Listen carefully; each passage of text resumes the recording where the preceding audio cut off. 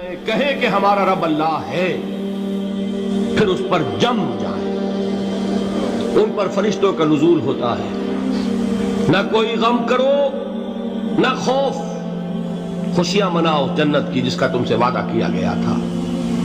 اللہ کی ربوبیت پر اطمینان جب انسان کو ہو جاتا ہے، میرا رب اللہ ہے، ربی اللہ، انسان کے لیے نہ کوئی کھٹکا، نہ کوئی خطرہ، نہ کوئی خوف، نہ کوئی حزن۔ جو کچھ ہو رہا ہے کس کے اذن سے ہو رہا ہے؟ اللہ کے اذن سے۔ اللہ کے اذن کے بغیر پتا تک نہیں ہلتا۔ یہ کوئی اندھا بہرا مادہ نہیں ہے جس سے مجھے کوئی خوف ہو۔ اندھا بھینسا چلا آ رہا ہو اس سے تو ڈرنے کا ہر انسان کو ڈرنا چاہیے، نہ معلوم کس کو ٹکر مار دے، لیکن نہیں، اس کائنات کو چلانے والا ایک سمیع و بصیر خدا ہے۔ وہ جو میرا دوست ہے، میرا ولی ہے، اللہ ولی الذین آمنوا یخرجہم من الظلمات الی النور، اللہ اہل ایمان کا ولی ہے، ساتھی ہے، پشت پناہ ہے، مددگار ہے، حمایتی ہے۔ بتائیے جسے یقین ہو جائے کہ اللہ میرا مددگار، اللہ میرا محافظ، اللہ میرا پشت پناہ، اللہ میرا حمایتی، اس کے لیے کوئی خوف ہوگا؟ اس سے کوئی ڈر ہوگا؟ میں مثال دیا کرتا ہوں ایک بہت سادہ، پنجاب کے دیہات کی۔ تو بڑا چودھری ہے اور کوئی غریب کسان ہے، اس غریب کسان کے جانوروں کو ہر وقت اندیشہ ہوگا چوری کا، کوئی میری بھینس کھول کر نہ لے جائے، کوئی میرا بیل کھول کر نہ لے جائے۔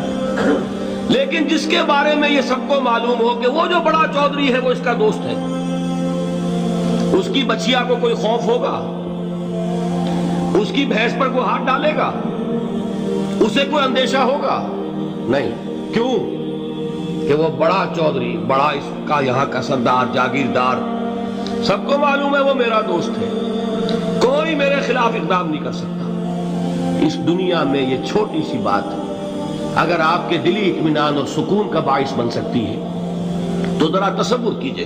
میں لفظ تصور استعمال کروں گا صرف اس لیے کہ اس کا ہم جس کو کہتے ہیں ادراک اور شعور کر نہیں سکتے، اگر کے ساتھ کر سکتے۔ اگر یقین ہو کہ اللہ میرا مددگار اور یقین ہو کہ اللہ ہر آن میرے ساتھ ہے، پھر کوئی خوف، کس کا خوف؟ کوئی شے اللہ سے بالاتر ہے؟ کوئی قوت اس سے زیادہ طاقتور ہے؟ کوئی اس کے ارادے کو بدلنے والا ہے؟ کوئی اس کی مشیت کے آڑے آنے والا ہے؟ یہی بات ہے جو حضور نے فرمائی، یہ ایمان کا حاصل ہے لب لباب، کہ دیکھو اچھی طرح اس بات کو ذہن نشین کر لو، اگر تمام انسان مل کر تمہیں کوئی نقصان پہنچانا چاہے نہیں پہنچا سکتے، مگر جو کچھ اللہ نے لکھ دیا ہو، اور تمام انسان مل کر تمہیں کوئی نفع پہنچانا چاہے نہیں پہنچا سکتے، مگر وہ شے جو اللہ نے طے کر دی۔ آپ پھر میں کہوں گا ذرا طاری کیجئے، اسے فرض کیجئے، اسے سوچئے، اگر اس حدیث پر ہمارا دل ٹھکا ہوا ہو تو کسی سے ڈر ہوگا؟ یہ مجھے نقصان نہ پہنچا دے، یہ میری رپورٹ خراب نہ کر دے، یہ میری انکریمنٹ نہ رکوا دے، یہ میرا یہ نہ بگاڑ دے، یہ میرا یہ نقصان نہ پہنچا دے، اس کا ڈر، اس کا ڈر، اس کا خوف، اس کی خوشامد، اس کے لیے جا کر طرح طرح سے اپنی عزت نفس کو ذلیل کروانا اس کے سامنے۔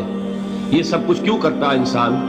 جب سمجھتا ہے کہ اس کے ہاتھ میں میرا کوئی نفع ہے، اس کے ہاتھ میں میرے لیے کوئی ضرر ہے، یہ مجھے کوئی غضب پہنچا سکتا ہے، یہ مجھے کوئی نقصان پہنچا سکتا ہے، یہ میرا کوئی کام بنا سکتا ہے، یہ میری کوئی ضرورت پوری کر سکتا ہے، اسی کا نام شرک ہے۔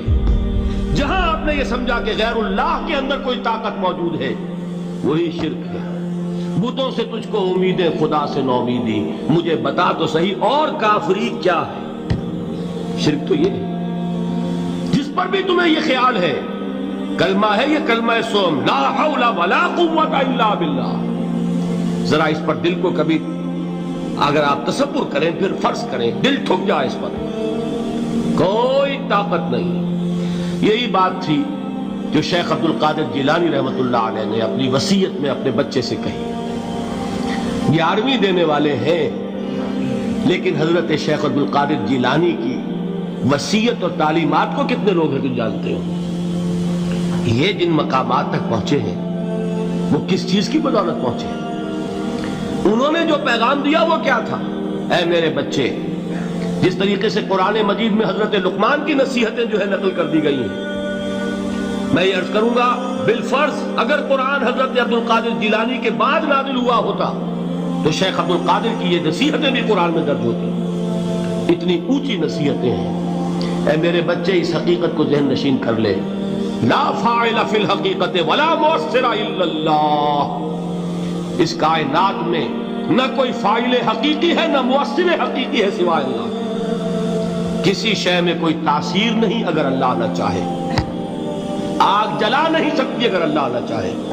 پانی ڈبو نہیں سکتا اگر اللہ نہ چاہے. زہر ہلاک نہیں کر سکتا اگر اللہ نہ چاہے. کوئی چیز فائدہ نہیں پہنچا سکتی اگر اللہ نہ چاہے. تو در در پہ کیوں سر جھکاتے ہو؟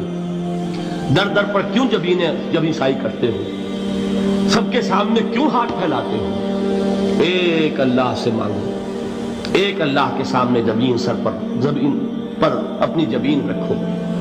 لا فاعل فی الحقیقت ولا مؤثر الا اللہ. نظر آتا ہے ہمیں کہ پانی پیاس بجھا دیتا ہے.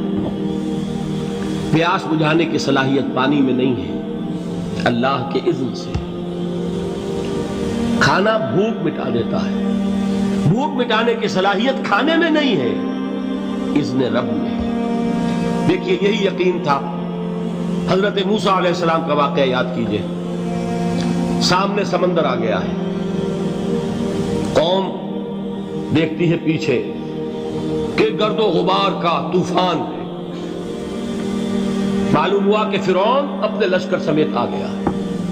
لشکر جب چلتا تھا تیز رفتاری کے ساتھ تو گرد و غبار کا جو طوفان اٹھتا تھا اس کا تصور کیجئے.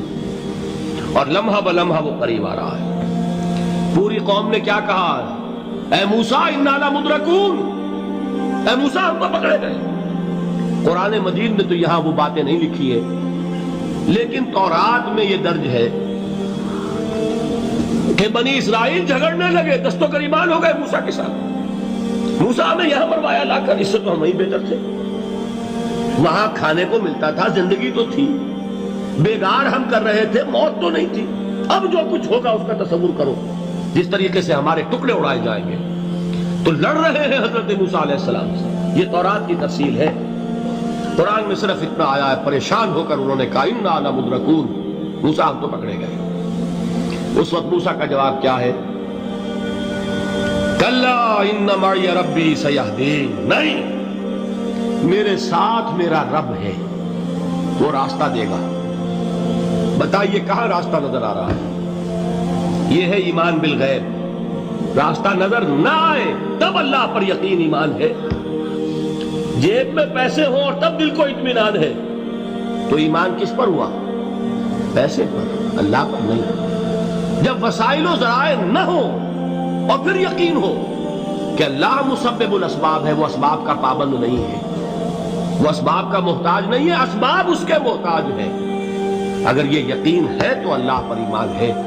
یہ نہیں ہے تو تمہارا ایمان اسباب پر ہے، وسائل پر ہے، ذرائع پر ہے، مادیات پر ہے، اللہ پر نہیں. اس وقت کہاں راستہ تھا؟ کوئی راستہ تھا؟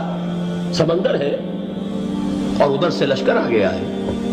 کلا ان معی ربی سیہدین. اب دیکھیے ایمان کہہ دینا آسان ہے، ہوا معکم اینما کنتم. جہاں کہیں بھی تم ہوتے ہو اللہ تمہارے ساتھ ہوتا ہے. لیکن اس کا یقین قائم ہو جائے تو زمین و آسمان کا فرق واقع ہو جائے.